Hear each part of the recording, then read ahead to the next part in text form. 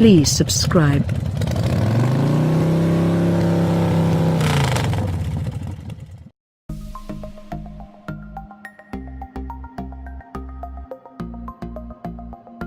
Mazda says the new Mazda CX is re-engineered, but looking at the company's 2018 flagship sedan, it doesn't seem much different than the outgoing model. It's true that, at a glance, it's the same attractive midsizer turning the front wheels, with stats that still match up to the outgoing model. That is, all stats save for the one labeled horsepower, provided you opt for the new SKYACT IVG 2.5T engine. In case you're wondering, the T stands for turbo. Yes, the Mazda CX is finally gaining some much needed oomph in the form of the company's boosted 2.5-liter four-cylinder. In the 6, the engine makes 250 horsepower, 186 kilowatts, and a full 310 lb-ft, 420 Nm, of torque. It runs what the automaker calls a dynamic pressure turbo, using a small inlet to spool the turbine quicker at low engine RPM with a larger passage opening at higher speeds. The result, Mazda says, is nearly instantaneous boost, and as long as you run 93-octane fuel, you'll get the full Monty. Lower octane gas doesn't hurt the car, but it does drop the power to 227. Still, that's a marked improvement over the naturally aspirated engine, which soldiers on with the same 184 HP despite internal enhancements said to offer better efficiency and smoother operation.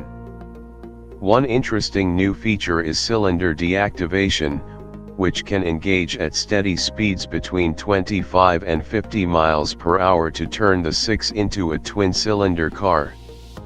When full power is needed, Mazda says all 4 pots will kick back in with an imperceptible switchover. Knowing what we know about 4-cylinder engines, that's a feature we definitely want to experience for ourselves before removing those quotation marks. As for the efficiency gains, Mazda hasn't yet released any figures. The other big story for the new Mazda CX comes inside, where just about everything is new save for the steering wheel and a few trim pieces. The redesigned dash takes on a stretched look that lends a very wide feel for driver and passengers. It's also rather swanky, with top-of-the-line signature models getting sen wood, Nappa leather, and UltraSuede NU available as trim for the doors, seats, and dash. The seats are redesigned for more support, with front seats also getting a ventilated option. Other new tech includes a 360-degree view monitor, an 8-inch Mazda Connect infotainment display, full-speed radar cruise control with stop-and-go capability, windshield wiper de-icers, a head-up display, and higher trim models can be equipped with a reconfigurable 7-inch TFT gauge display. The changes outside are far less obvious. The Mazda CX gets the company's new look grille, along with standard LED headlights and integrated fog lamps. Painted surfaces extend lower on the body, with Sol Red crystal joining the palette of exterior finish options.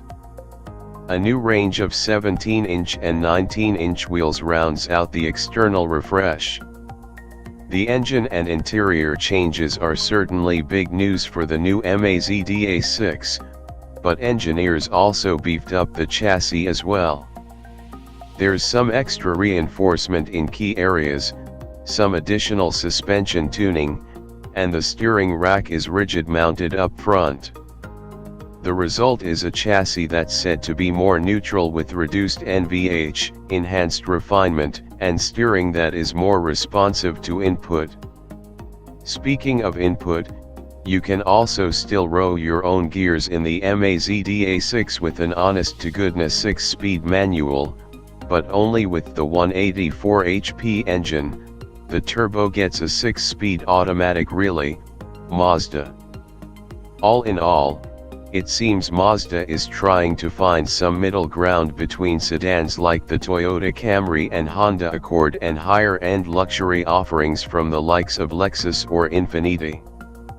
All the above still offer more horsepower, and Mazda hasn't yet mentioned pricing for its new flagship. But at least in the higher spec models, Mazda seems to be seeking a deeper level of luxury than one might normally find in a mainstream sedan.